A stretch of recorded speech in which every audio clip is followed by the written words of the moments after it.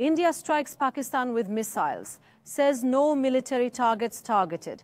Pakistan says the death toll in the attacks has risen to 19. South Asia's two nuclear giants are on the brink of war. The Indian Army announced that it has launched a military operation against targets in Pakistan and a region of Azad Kashmir controlled by the country. 9 areas were targeted. Pakistan argued that terrorist foci, not military installations, were targeted. Our actions were focused, measured, and non-escalatory, the statement said. Now, Pakistan's statement was not delayed. It was announced that 19 Pakistanis were killed and 35 were wounded in the attack targeting civilian settlements. Pakistan considered the attack as an act of war. Prime Minister Shahbaz Sharif made statements after these attacks. His country's that it has the right to respond strongly and it has been responded to. There are also statements from the Pakistani Foreign Ministry. It said India's reckless action has brought the two nuclear-armed states to the brink of a major conflict. Pakistan has also struck military targets in Indian Kashmir.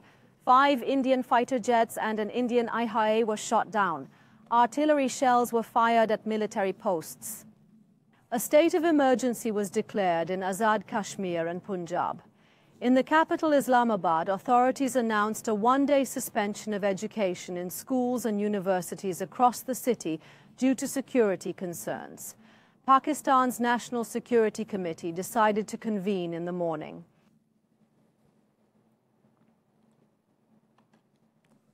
These were the highlights of the latest situation.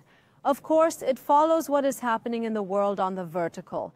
We are talking about 2 nuclear powers, 2 giant nuclear powers. U.S. President Donald Trump said of this conflict between India and Pakistan, "I just hope it ends quickly." Another statement came from United Nations Secretary General Guterres. He called for maximum power. Let's look at the details of these statements. Trump spoke about India's attack on Pakistan at the swearing-in ceremony of Witkoff, his special envoy to the Middle East. He described the development as shameful.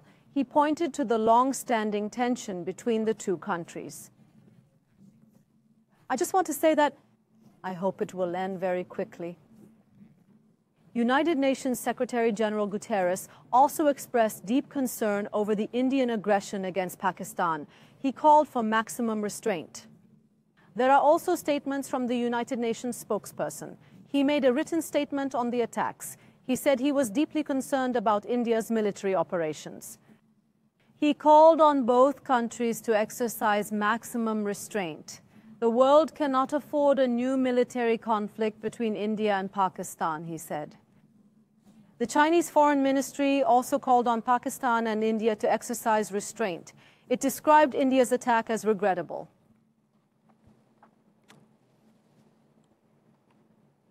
While these hot developments were taking place, Foreign Minister Hakan Fidan had a phone call with Pakistan's Deputy Prime Minister and Foreign Minister Mohammad Ishaq Dar. Let's talk about the details of that phone call. Explanation. It came from the Foreign Ministry. The two counterparts spoke about the latest developments between Pakistan and India. Foreign Minister Hakan Fidan had also had a telephone conversation with the Deputy Prime Minister and Foreign Minister of Pakistan on April 26th. The tension with India was also discussed in this phone call. The new conversation took place after the attacks on Pakistan.